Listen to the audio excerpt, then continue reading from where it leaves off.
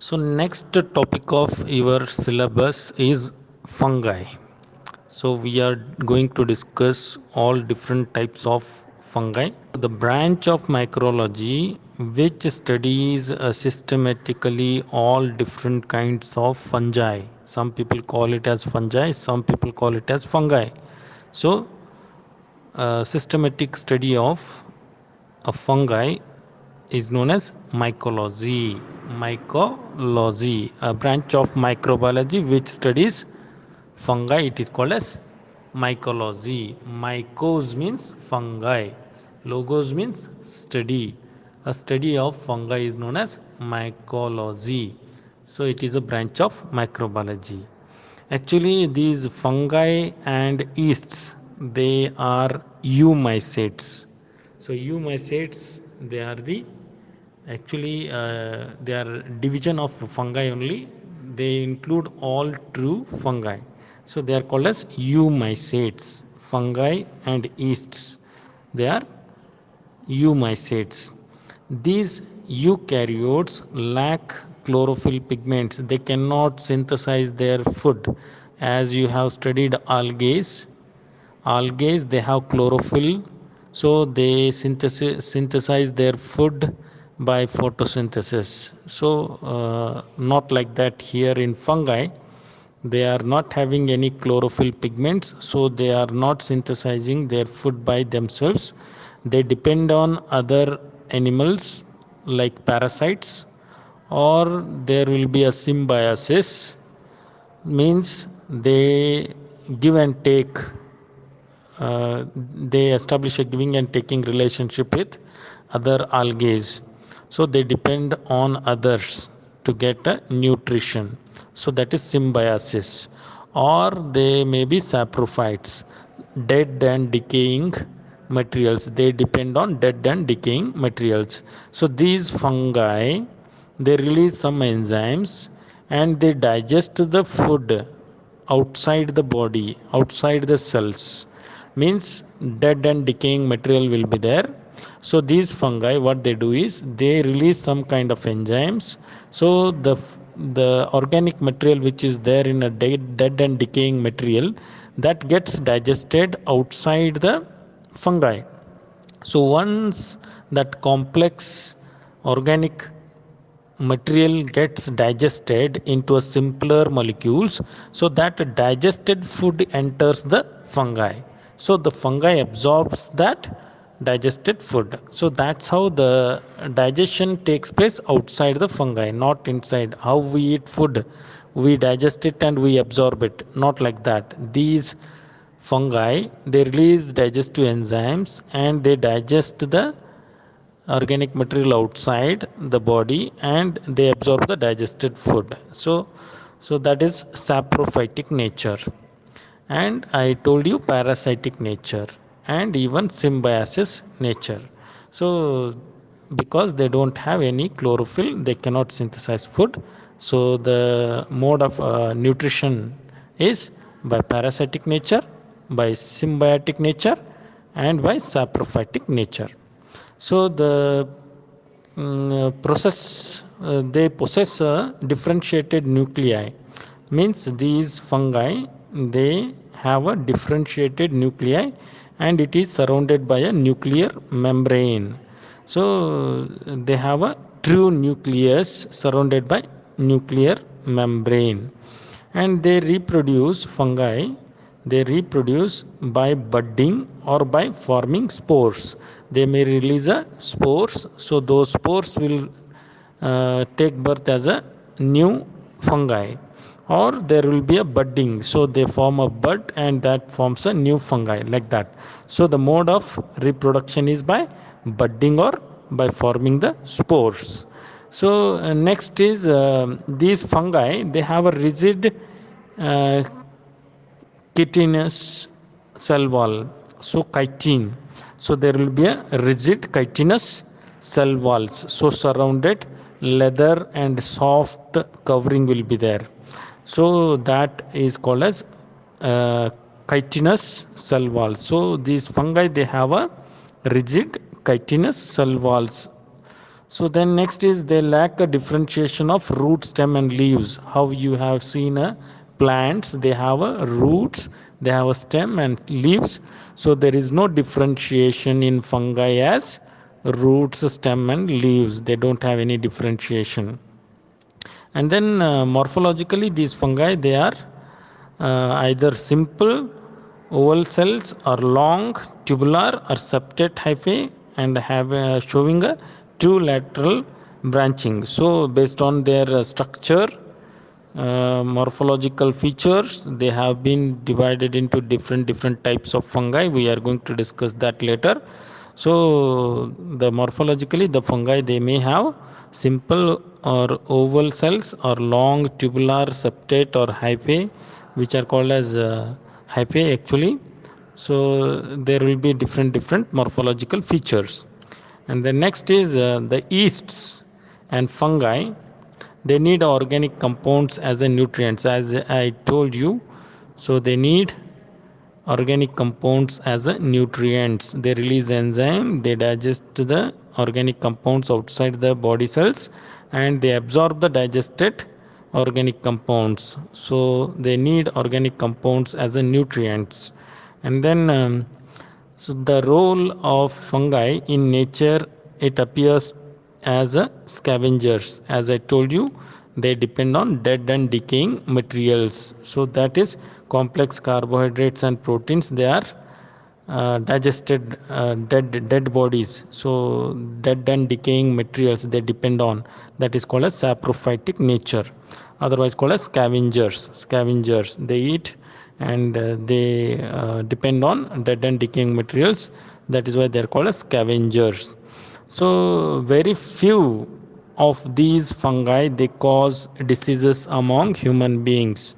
So not all fungi are pathogenic to human beings. So even these fungi, they are helpful to the humankind. They serve the mankind in many ways. If you see bakery products, they use fungi for fermentation process, and even you may be knowing fermented drinks and cheese and some of the antibiotics such as penicillin, they all are because of fungi. So not all fungi, they are pathogenic to human beings. Very few are leading to infections and skin diseases and all, scabies and all, and candidiasis. So they are pathogenic fungi. We are going to discuss that all later, but most of them, they are helpful to human beings. So as I told you, in bakery products, in producing bakery products, and even in synthesizing some of the antibiotics, the fungi are very helpful. So that is a introduction about a fungi. So next let us discuss about the general features of fungi here. So fungi, they are abundant, found everywhere in a large numbers. And second thing is they are heterotrophic, means they have a different modes of getting the nutrition. So the first kind here, it is parasitic, they depend on other living organisms to get the nutrition. And then second is saprophytic, means they depend on dead and decaying materials. That example here is mushroom. You can see the growth of mushrooms in a waste materials. And then next is symbiotic, means they form the giving and taking relationship with the algae, and they grow in symbiosis. So by helping other algae and by taking help from algae, means algae, they have a chlorophyll and they synthesize the food by photosynthesis, and they supply the nutrition to the fungi. And the fungi, it will settle down the nitrogen from the atmosphere and it will help in photosynthesis somehow. So by giving help to algae and by taking the nutrition from the algae, so this kind of a relationship is known as symbiosis. So by establishing a relationship with the other living organisms, they stay together. Example is lichens.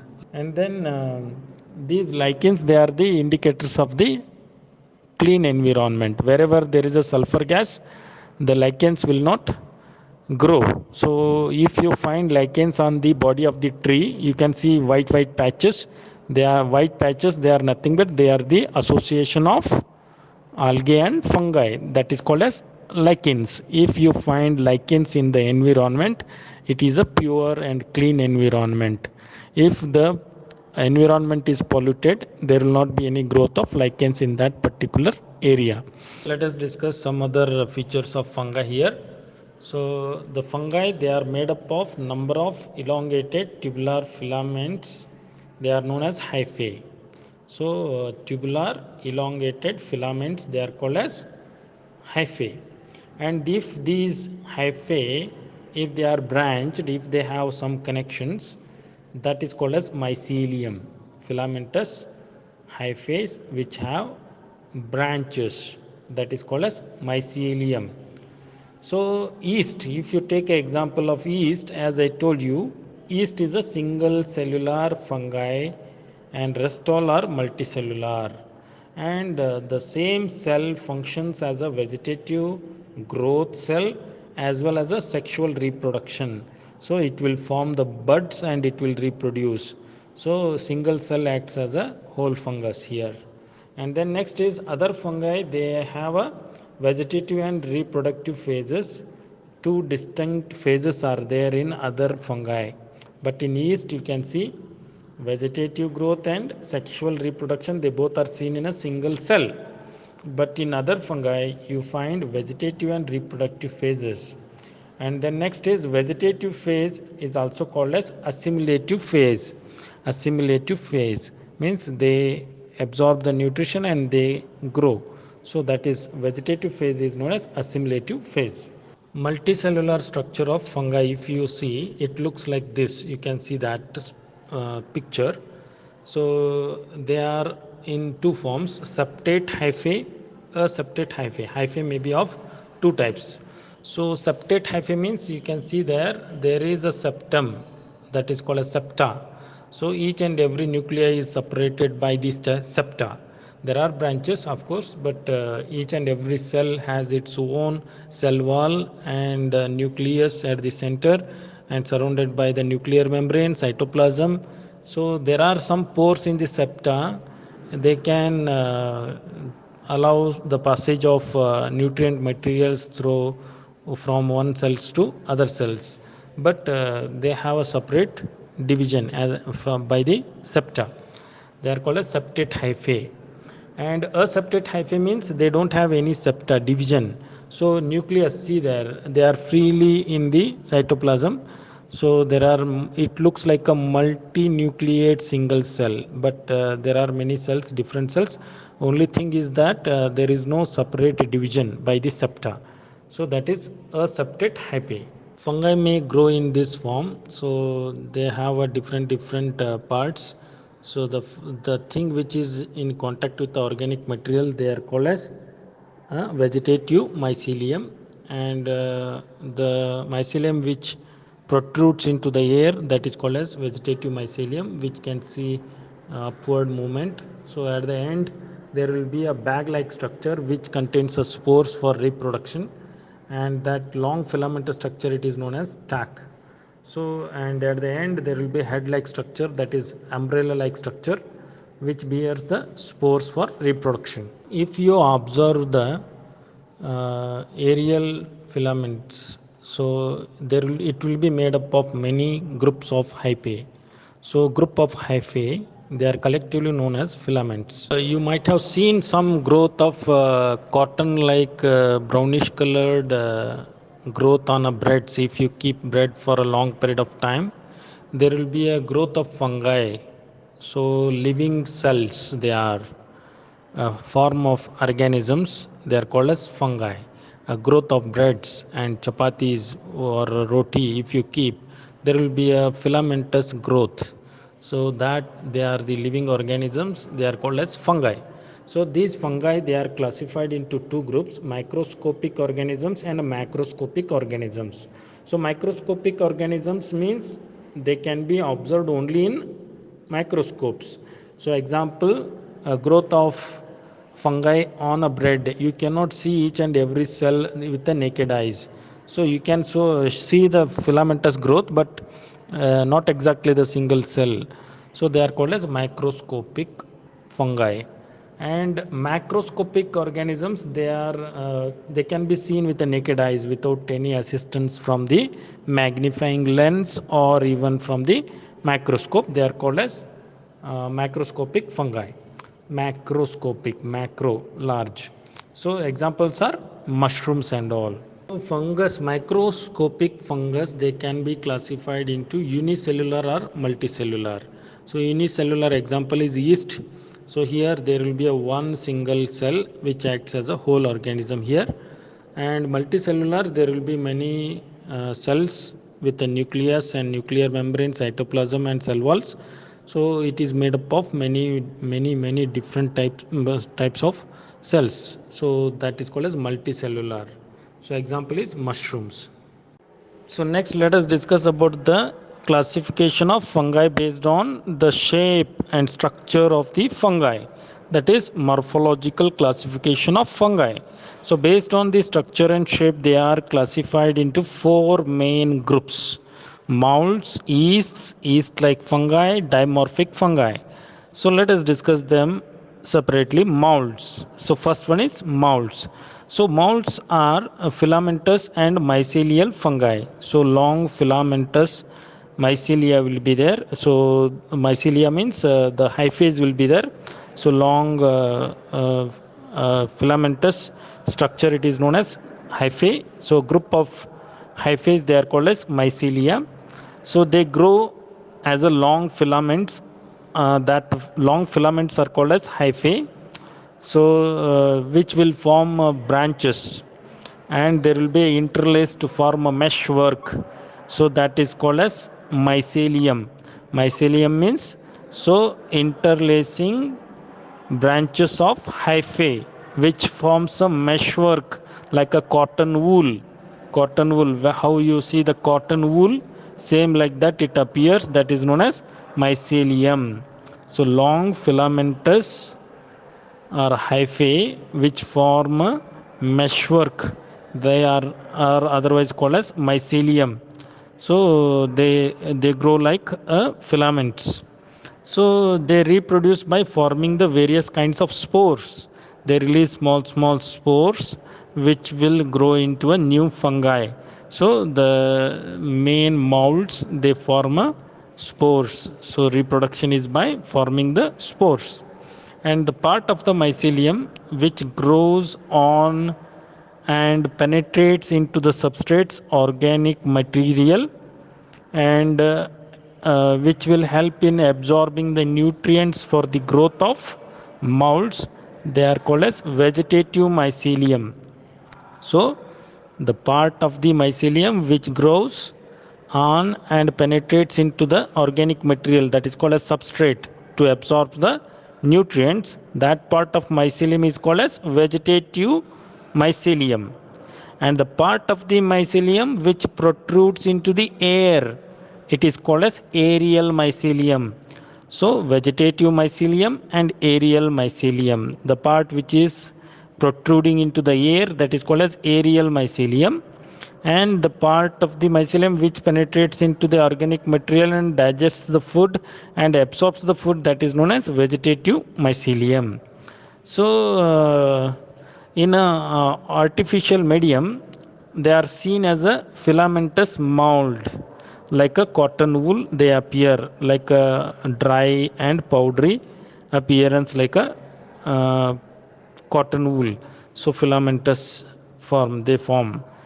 Then the pathogenic forms of these molds, they are trichophyton, microsporum, and epidermaphyton. Trichophyton, microsporum, and epidermophyton. These are the three members of molds which cause diseases among human beings. As we discussed earlier, most of them, they are helpful to the man. So very few of them fungi, they cause infections. So next type of fungi, they are yeasts. Only the yeasts are unicellular, rest all are multicellular. So remember that yeasts, they are unicellular. They may appear they may occur in spherical or ellipsoid shape. So single cell can reproduce by budding. They form the buds and that forms the new fungi. So reproduction here in yeast is by budding. So on solid media, they form a moist, compact, creamy mucoid colonies which resembles like a staphylococci. So we have discussed the staphylococci. You can remember how they appear in round like a together, not in a chain but in a cluster. So that appears the same shape among yeasts also. Cryptococcus neoformans, it is an important pathogen which causes diseases among human beings. So yeasts, they are the only unicellular fungi. Rest all molds, yeast like fungi, dimorphic fungi, and different all other types of fungi, they all are multicellular. Only yeasts are unicellular. Next type of fungi here, it is yeast like fungi. So they grow partly as a yeasts and partly as a long filamentous cells. So yeast like fungi means partly filamentous, partly like a unicellular like. So cells which are joined end to end to form a pseudo mycelium. So actually there is no true mycelium. Filamentous structure is not existing in reality, but it exists, it appears like as though it is a filamentous. It is a false filamentous, you can say pseudo mycelium, because the cells are attached end to end to form the filamentous shape. So that is called as pseudo mycelium appearance. So on a solid media, moist creamy colored colonies are produced, and Candida albicans is the very important pathogenic fungi which causes skin infections, comes under this yeast like fungi. Candida albicans is the pathogenic organism, example for yeast like fungi. So they are partly like a filamentous, long filaments they appear like, and even they have a single, they are actually a single celled, they are attached end to end and they appear like a filamentous, but in reality they are not forming any filaments. They are single separate cells attached end to end, they appear like a filaments. Pseudo mycelium it is called as. And next group of fungi which come under this category is dimorphic fungi. Dimorphic fungi, first one is mold, second one is yeast, third one is yeast like fungi, fourth one is dimorphic fungi. So these dimorphic fungi, they grow in a mycelial form like filamentous, long filamentous form. They grow at a temperature of 22 degrees centigrade in a soil, whereas in growth at 37 degrees centigrade uh, in a animal body, it occurs in yeast form. So this dimorphic fungi appears filamentous and it grows in a mycelial form at a temperature of 22 degrees centigrade. And inside the body of a human beings at a temperature of 37 degrees centigrade, it occurs in yeast form. So the pathogenic members of this group dimorphic fungi, they are Histoplasma capsulatum, Sporotrichum, Blastomyces, and Coccidioides immitis. These are the pathogenic organisms which cause infections among human beings. So these are the four main groups. They are divided based on the morphological features of fungi: molds, yeasts, yeast like fungi, and dimorphic fungi. Only the yeasts are unicellular, rest all are multicellular. They have separate nuclei. So next, let us discuss about mycosis. Mycosis means infections caused by fungus.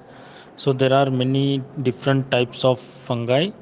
They cause infections among human beings and all other domestic animals and all. So these infections collectively known as a mucosis. So mucosis means singular, mucosis means plural. So the infections may be caused among humans and domestic animals both.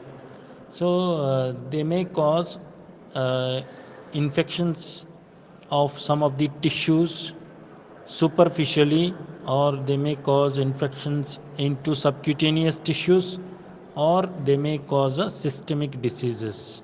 So the subcutaneous infections, they extend from the tissues, and sometimes they are spreading to the adjacent structures such as bone, organs, body organs like any other liver, pancreas, or any other organs.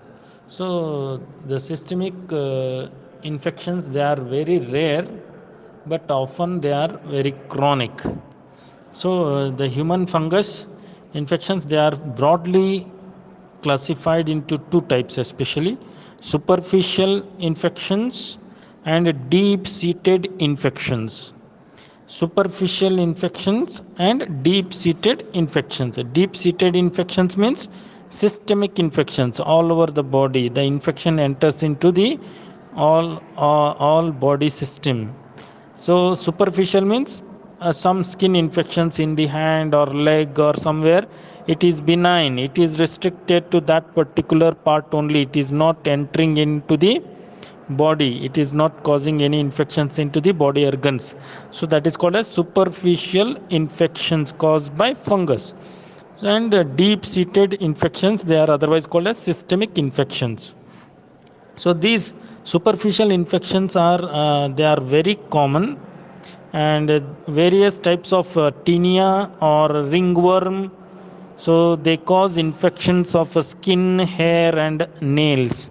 So we have hairs, skin, and nails.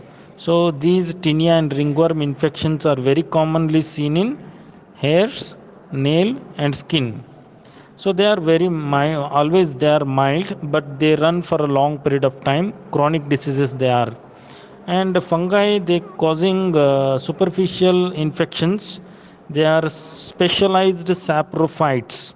Saprophytes in the sense their mode of nutrition is dead and decaying materials. They depend on dead and decaying materials. So that fungi which are depending on dead and decaying materials, they are the causative fungi for the superficial infections or superficial mycosis. So they have a capacity to digest the keratin. Hairs and nails, they have a keratin material. So because of that, they are brittle, they are hard. So these fungi, they have the capacity to digest the keratin also. In the sense, they release some kind of enzymes.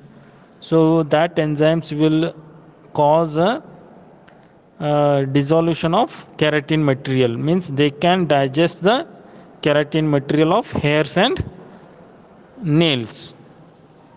And then systemic mucoses, they are caused by fungi which are mostly soil saprophytes. So they are present in the soil. Generally, they are present in the soil. They are also saprophytes only. They are depending on the dead and decaying material of the soil. So infection is always accidental whenever we meet with the accidents, or whenever we meet with the injuries, or when we handle such a soil or some dead and decaying materials. So accidentally the fungus will attack onto our body, and it starts causing infection. Systemic mucosis, they are varying in degrees. So severity may be varying, ranging from asymptomatic infections. There may not be any symptoms, but you can see that infection. But sometimes there will be very serious symptoms also. So it may vary. Infection, that this infection is accidental, and systemic mucosis, it may vary from asymptomatic to serious condition. So third type of fungus infection is opportunistic infection. Opportunistic infection. Usually what happens, non-viral, means there will not be any disease causing capacity to the fungus. But what happens in human beings, because of some conditions, medical conditions, the immune power of the patient goes down. Because of that compromised immune state of a person, these fungi, which are avirulent, means they don't have any capacity to cause the infection, they are not that harmful, they start causing some infections. Such infections are called as opportunistic infections. So this is the third kind. So what we have discussed already, so superficial mycosis, deep seated mycosis, and third one is opportunistic infections caused by fungus. So example of patients are patients who are suffering from AIDS. You all know immunity will be compromised.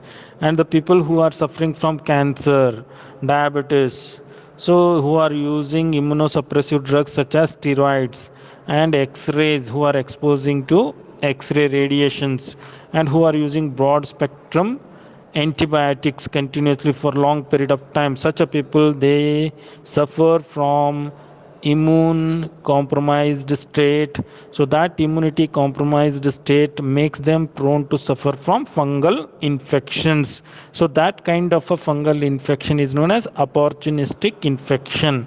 So examples of fungus which may act as a opportunistic infection, they are mucor, penicillium, aspergillus. So they all can cause infection among human beings. Actually, they don't have any virulence, means they don't have capacity to cause an infection. Because of the compromised state of immune system in the human beings, they start acting as a pathogenic fungi. So that is a third category of infections. First one is superficial mucosis, that is superficial fungal infection. Second one is deep seated or otherwise systemic fungal infection. And third one is opportunistic infection.